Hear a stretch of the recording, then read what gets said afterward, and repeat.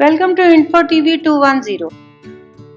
Viewers, आज हम SDLC की चौथी फेज यानी डिजाइन फेज के बारे में डिटेल से जानेंगे। इस प्लेलिस्ट की पहली वीडियो में हमने सॉफ्टवेयर डेवलपमेंट लाइफ साइकिल यानी SDLC के बारे में जाना। हमने इसमें देखा कि SDLC एक ऐसा प्रोसेस है जिसकी मदद से डेवलपर्स कम वक्त, कम कीमत और डिसिप्लिन मैनर में एक हाई क्वालिटी सॉफ्टवेयर बना सकते हैं।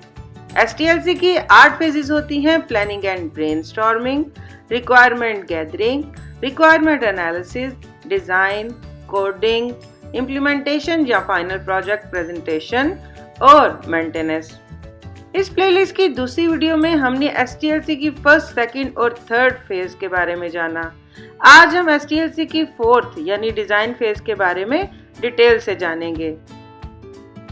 इसके साथ ही व्यूअर्स, ये बात याद रखें कि सिस्टम डिजाइनिंग एक ऐसा प्रोसेस होता है जो कि SDLC की पहली फेज यानी प्लानिंग एंड ब्रेनस्टॉर्मिंग के साथ ही स्टार्ट हो जाता है और चौथी यानी प्रॉपर डिजाइनिंग फेज शुरू होने से पहले ही डेवलपर पूरे सॉफ्टवेयर का डिजाइन यानी स्ट्रक्चर तरतीब दे चुका होता है और अब इसको सिर्फ कंप्यूटर में मुकम्मल आर्किटेक्चर की शक्ल देना शुरू कर देता है।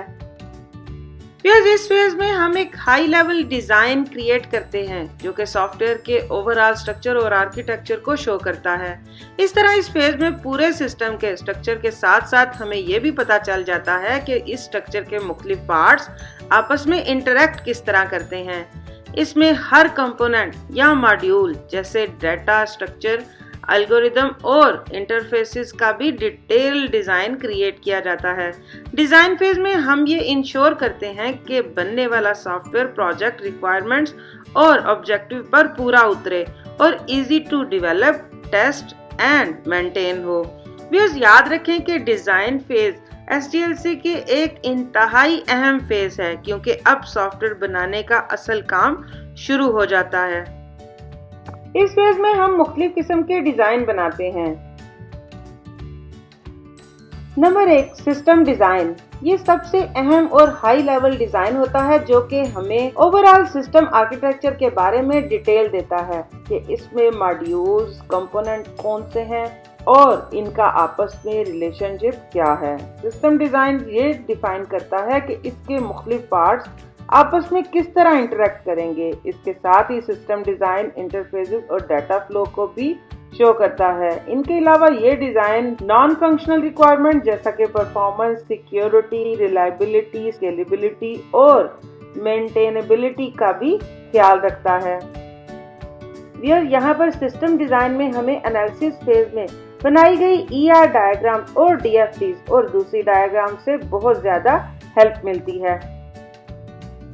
Number 2, detail design. जब सिस्टम डिजाइन में हाई लेवल और मुकम्मल आर्किटेक्चर शो हो जाता है तो अब बारी आती है डिटेल डिजाइन की, जिसमें डेवलपर लो लेवल पर आकर हर मॉड्यूल और कंपोनेंट की डिटेल फंक्शनैलिटी, लॉजिक्स और एल्गोरिदम शो करता है। इस डिजाइन में data structures, variables, classes, methods और पैरामीटर्स को स्पेसिफाई किया जाता है जो कि बाद में कोडिंग फेज में इस्तेमाल होते हैं। इस डिजाइन में हमें एनालिसिस फेज में बनाई गई क्लास डायग्राम सबसे ज्यादा हेल्प करती है। डिटेल डिजाइन को सूडो कोड्स, फ्लो चार्ट और कोड स्निपेट के जरिए से डॉक्यूमेंट किया जाता है। Number 3, database design. इस स्टेप में डेवलपर्स डेटाबेस के लॉजिकल और फिजिकल स्ट्रक्चर्स को डिजाइन करते हैं जो कि बाद में हमें बताते हैं कि सिस्टम के यूज के लिए डाटा को किस तरह स्टोर और मैनिपुलेट करना है। ये design tables, columns, keys, indexes, relationships, constraints और क्यूरीज को डिफाइन करता है जो कि सिस्टम में इस्तेमाल होना होता है। इसके अलावा इस डिजाइन में डाटा इंटेग्रिटी, सिक्योरिटी, बैकअप और रिकवरी के मुतालिक भी बताया जाता है। ये डिजाइन एनालिसिस फेज में बनने वाली ER डायग्राम के बगैर नहीं मुकम्मल हो सकता। इसके अलावा डिजाइन फेज को डेटाबेस स्कीमा डायग्राम और SQL स्क्रिप्ट के जरिए से भी डॉक्यूमेंट किया जाता है। Number 4, user interface design. इसको यूआई डिजाइन भी कहा जाता है। इस स्टेप में एंड यूजर ने सॉफ्टवेयर को एक्सेस करने के लिए जो यूजर इंटरफेस इस्तेमाल करना होता है, इसको डिजाइन किया जाता है, जैसा कि लेआउट, अपीयरेंस और यूजर का सिस्टम से इंटरेक्शन। यूजर इंटरफेस डिजाइन दूसरे एलिमेंट जैसा कि buttons, menus, forms, icons, images, colours, fonts और एनिमेशंस को भी डिफाइन करता है, जो कि सॉफ्टवेयर बनाने में इस्तेमाल होते हैं। इस डिज़ाइन में यूजेबिलिटी, एक्सेसिबिलिटी और यूज़र एक्सपीरियंसेस का भी ख्याल रखा जाता है। यूज़र इंटरफेस डिज़ाइन को वायरफ्रेम, मॉकअप्स और प्रोटोटाइप की मदद से डॉक्यूमेंट किया जाता है, ताकि इससे ये मालूम हो सके कि बनने के बाद सॉफ्टवेयर दिखने में कैसा होता है। Number 5, security design. इस स्टेप में डेवलपर सिस्टम को अनऑथराइज्ड एक्सेस, मॉडिफिकेशंस और डैमेजेस से बचाने के लिए सिक्योरिटी डिजाइन करता है। इस डिजाइन में ऐसी पॉलिसीज, प्रोसीजर्स, स्टैंडर्ड्स और बेस्ट प्रैक्टिसेस को डिफाइन किया जाता है, जिससे सिस्टम की कॉन्फिडेंशियलिटी, इंटेग्रिटी और अवेलेबिलिटी को इंश्योर किया जाता है। सिक्योरिटी डिजाइन में थ्रेड्स, वल्नरेबिलिटीज और रिस्क को भी कंसिडर किया जाता है। सिक्योरिटी डिजाइन को डॉक्यूमेंट करने के लिए मुख्तलिफ किस्म के मॉडल इस्तेमाल किए जाते हैं, जैसा कि CIA मतलब है कॉन्फिडेंशियलिटी, इंटेग्रिटी और अवेलेबिलिटी मॉडल। AAA मतलब है ऑथेंटिकेशंस, ऑथराइजेशंस और अकाउंटिंग मॉडल, या फिर एस्ट्रॉइड मॉडल, जिसमें कंप्यूटर में सब सिक्योरिटी थ्रेट को आइडेंटिफाई किया जाता है, जैसा कि spoofing, tampering, repudiations, information disclosures, denial of services और एलिवेशन और सर्विसेज। Number 6, integration design. इस डिजाइन में डेवलपर सिस्टम कंपोनेंट्स और मॉड्यूल को एक मुकम्मल, कोहेरेंट और फंक्शनिंग सॉफ्टवेयर बनाने के लिए इंटीग्रेशंस मेथड्स डिजाइन करते हैं। इस स्टेप में इंटरफेसेस, स्टैंडर्ड्स और प्रोटोकॉल डिफाइन किए जाते हैं, जो कि सिस्टम कंपोनेंट्स और मॉड्यूल की इंटरऑपरेबिलिटी और कंपैटिबिलिटी को इंश्योर करते हैं। इस डिजाइन को बनाते हुए नेक्स्ट आने वाले स्टेप्स यानी टेस्टिंग, डिबगिंग और ट्रबल शूटिंग को भी जहन में रखा जाता है।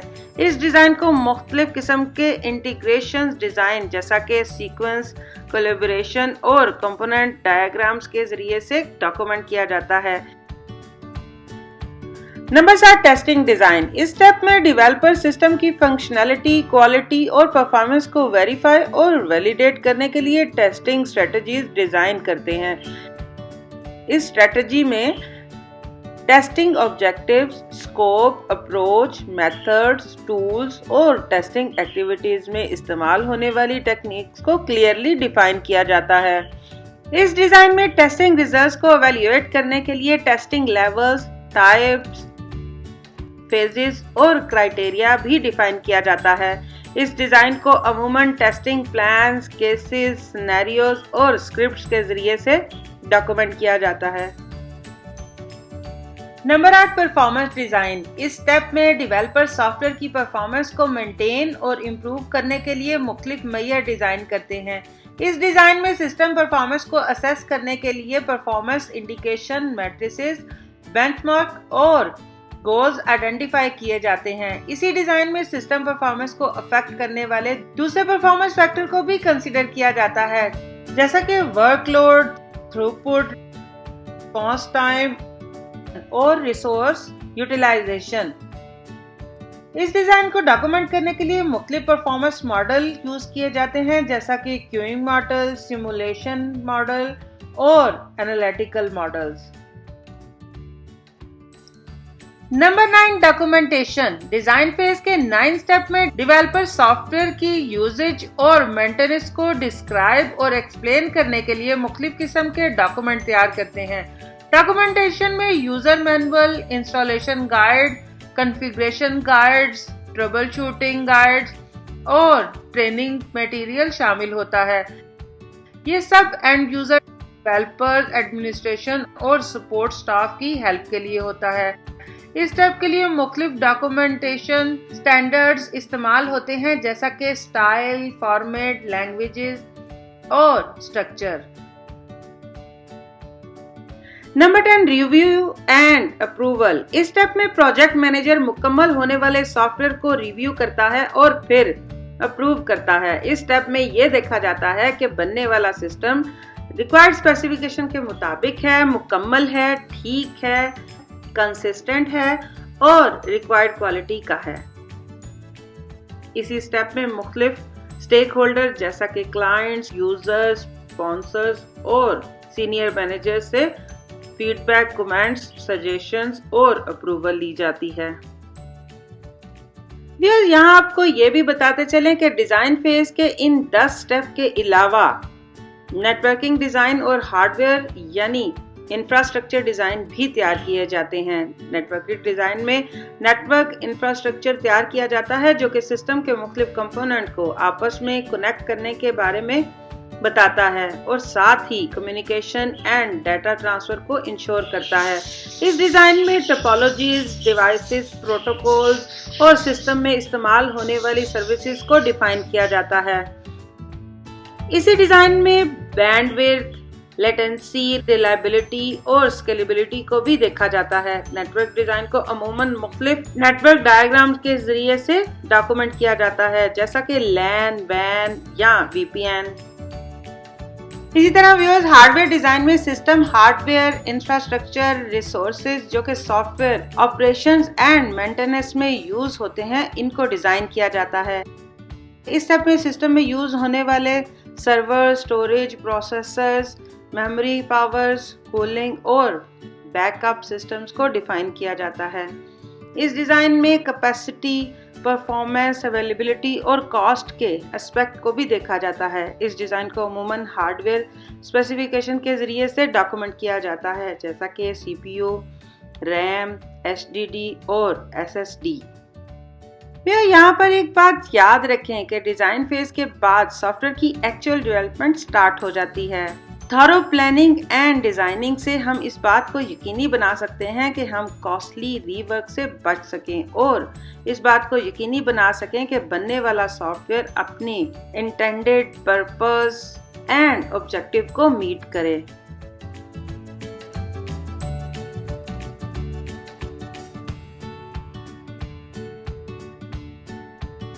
अगर आपको हमारी ये वीडियो पसंद आई हो तो इसको लाइक, शेयर, सब्सक्राइब करें और अगर आपके जहन में कोई सवाल है तो कमेंट लिखकर आगाह करें। शुक्रिया।